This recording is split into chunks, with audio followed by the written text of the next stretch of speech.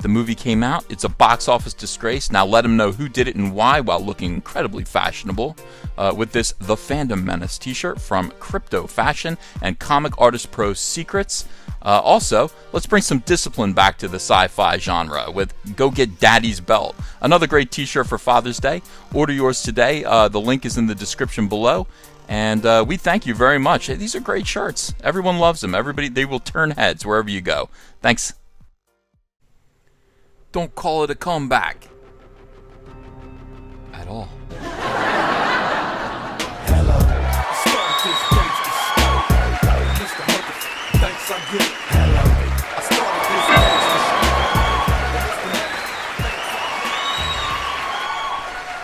show. Yeah, all anybody ever wants is some mother flipping thanks, and when they don't get it, it makes you sad. But thank you very much. Thank you, everyone. Welcome to Comic Artist Pro Secrets. Come on and have a seat. Happy to have you as a guest. My name is Ethan Van Sciver. I am a comic book artist, and I have been for 25 years. I am the artist, writer, creator of Cyberfrog Blood Honey, the new Indiegogo campaign that was launched 3 days ago for a comic book. It's already raised $110,000 plus. I haven't looked at it today. I don't know. It's $110,000 plus last I checked. Very, very thrilled. If you would like to be a part of this and back this campaign and order your copy of Cyberfrog Blood Honey, your Uncle Ethan would certainly be happy. I'd welcome you to do that. The link is in the description below. Also, I am the illustrator of Jordan B. Peterson's 12 Rules for Life, which has sold over 1 million copies, well over 1 million. And I am a great big Star Wars fan, which is why I'm sad today. I'm sad. Even though SOYLO didn't have a very successful opening weekend, we were all hoping in our heart of hearts that the things would pick up in the second weekend. I mean, once people heard about the Chewbacca Han Solo shower scene, all it required was a little word of mouth, and they would be running out to the movie theaters with their children. Once they heard about Lando Calrissian being pansexual and having a crush on his droid, and perhaps a sexual relationship with his droid, who is a far leftist, loudmouth feminist, we thought people would bring their kids to the box office in droves, and that would have rescued this movie. We hoped, for the sake of Kathleen Kennedy. By the way, it's her birthday today. Happy birthday, Kathleen Kennedy. Here's your gift from the fans. SOYLO, a Star Wars story, faces severe drop-off in the second weekend. Oh my God. Look at this fellow who played Chewbacca. Look at him. This is the face of a man who got naked with Han Solo in the shower and didn't get paid for it. That is the look that you have on your face under those circumstances. Look at this. Now playing How to Become Chewbacca. Oh boy, just put on the suit, I guess, and zip it up. SOYLO, a Star Wars story, is forecasted to earn a disappointing $29 million in its second frame, from 4,381 North American locations. Do you understand? That is about twice the number of screens as a Star Wars movie usually plays on. They are scraping.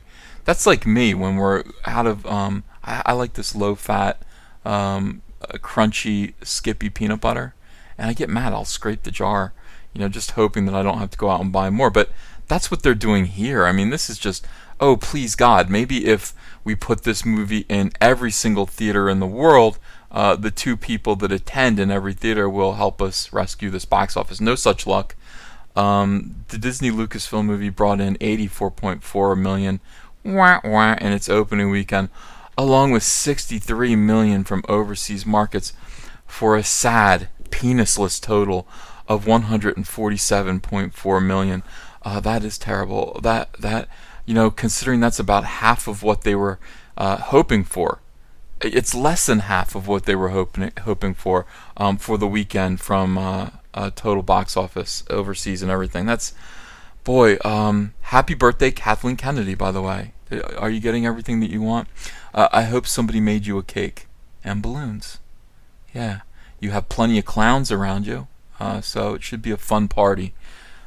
Should the Weekend 2 estimate hold, SOYLO will have declined by 66% into its second frame. 66%. That is quite a declination. That is quite a sad thing. Meanwhile, Cyberfrog Blood Honey's Indiegogo is doing very, very well. It has raised $110,000 $100,000 so far. It's just a comic book. It's not a movie. That is way more than a comic book would normally raise, and that is because people actually want this comic book. Amazing. Amazing how just talking to your fans nicely, how treating them with respect and providing them with a product that doesn't insult their intelligence, doesn't lecture to them, doesn't hector or belittle them, suddenly the money starts flowing in.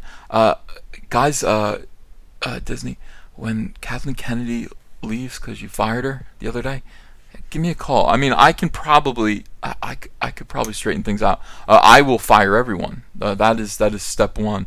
The Ethan Van Sciver reign at Lucasfilm will involve a complete annihilation of most of the staff, and I will hire people who are competent, who are smart, who are clever, who are kind, and who really love Star Wars. Oh, and respect George Lucas.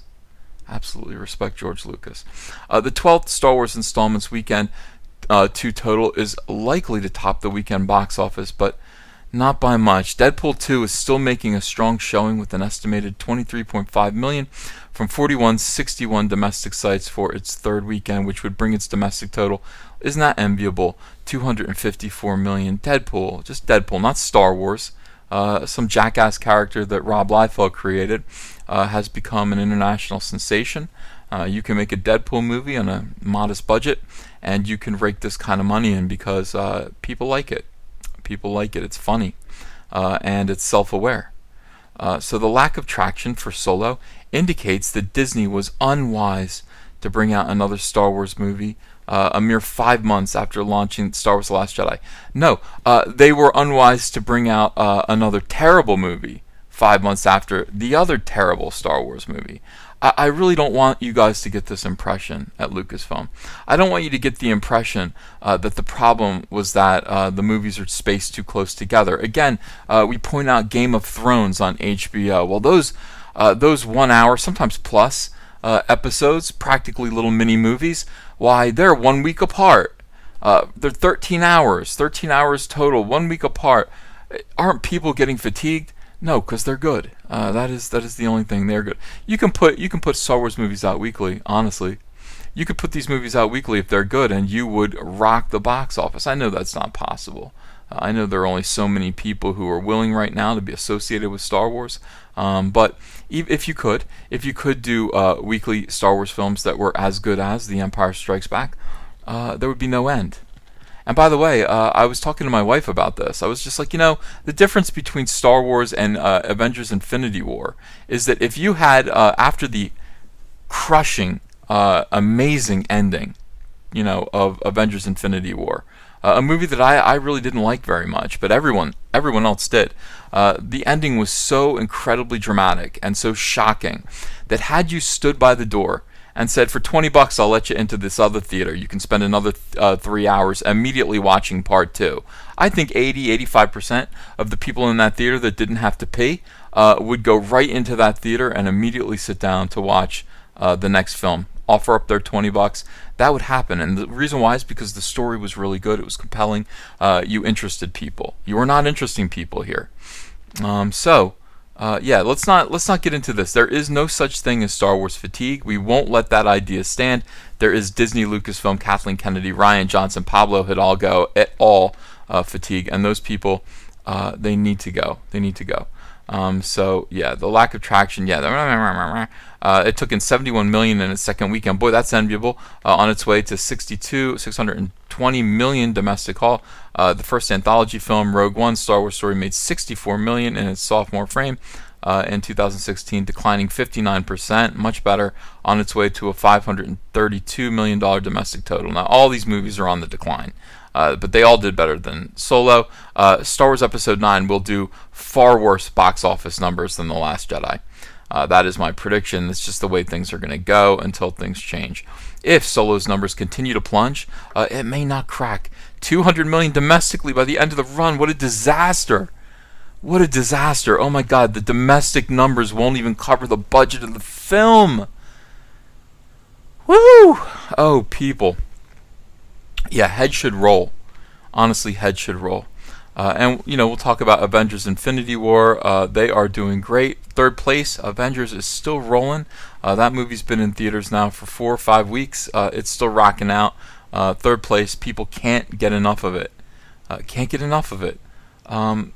This is just depressing. It's absolutely depressing to see all of these other films overtake Star Wars. Look at these sad people here. Oh, I'm not going to show that. That's going to demonetize my video. But here's the point. For all of the people that are saying, "Oh my God, it was the 4th biggest box office opening this year, not in history, in this year so far, 4th biggest in the month of May, and it's a Star Wars movie. Oh my goodness. What can we say about this? Our standards have been thoroughly lowered, and look, if this is what you're willing to accept, this is what you're going to continue to get. You're going to continue to get Dong Lover here, kind of smirking at the camera, and you are going to continue to get a bunch of very bewildered-looking actors and actresses playing roles that they thought were comedy-based, and then were quickly turned into dramatic roles by Ron Howard when Lord and Miller, the original directors who were trying to make this into a humorous film, are suddenly fired. The point, all of this leads to one inescapable conclusion. Kathleen Kennedy doesn't know what she's doing. Happy birthday, Kathleen Kennedy. Happy birthday. Would you like a pony ride? The hell out of Lucasfilm? She doesn't know what she's doing. She doesn't know how to hire talent. She doesn't know how to work with talent. She needs to go. I think she has gone. And brighter things will lie ahead. But in the meantime, the rest of us who care about Star Wars will have to stand there and watch this continued bloodbath. This continued bloodbath go on, and we will see very sad looks on the faces of everyone involved. The shame. The shame. Hello, potential Indiegogo backers. Hello, friends. My name is Ethan Van Sciver. I'm a comic book creator who worked for 20 years for Marvel and DC Comics on books like Green Lantern, Flash, Superman, Batman, and X-Men. But before that, I had a comic book called Cyberfrog. Now, Cyberfrog lasted from 1993 to 1998, and then it stopped when I went to go work for DC Comics. Now I want to tell the story of where Cyberfrog has been for the last 20 years. I want to write, pencil, ink a book called Cyberfrog Blood Honey that tells the story of gigantic alien hornets that come to Earth and conquer it, sending Cyberfrog into deep hibernation, where he emerges now in the year 2018 into a completely alternate reality, a new world where these hornets have taken over, devastated humanity, using human skin to make gigantic wasp hives, and harvesting human blood to make honey to feed their young. Very few humans still exist. But it's up to Cyberfrog to save what's left of humanity and turn back the damage that's been done by these wasps with his brother Salamandroid and his friend Heather Swain. I want you to help me do this. We're going to get colors by Kyle Ritter. He's a fantastic colorist, and he's going to make this book sing. I'd like this to be a 48-page one-shot prestige format, part 1 of 4. So I'm asking you to help me launch the very first Cyberfrog Blood Honey epic graphic novel. Are you in? Will you help me? I hope so. Let's get this frog jumping again. Hey, let's take a moment to thank you guys. Thank you for all of your support, watching this channel grow, and knowing that it's all because of you and the relationship that we have developed together. Thank you so much. Thank you for supporting this channel by liking the videos, sharing the videos. Thank you for subscribing and ringing the bell for notifications. Hey, make sure that you're still subscribed. Also, thank you for the super chats. Thank you for buying t-shirts. Thank you for supporting Cyberfrog Blood Honey. And thank you very much to all of my Patreon backers. Those are your names for the month of May. We're going to make up a new list, a new screen for the month of June. If you'd like to be on that screen, I think you can pledge still to my Patreon. The link is in the description below. Thank you so much.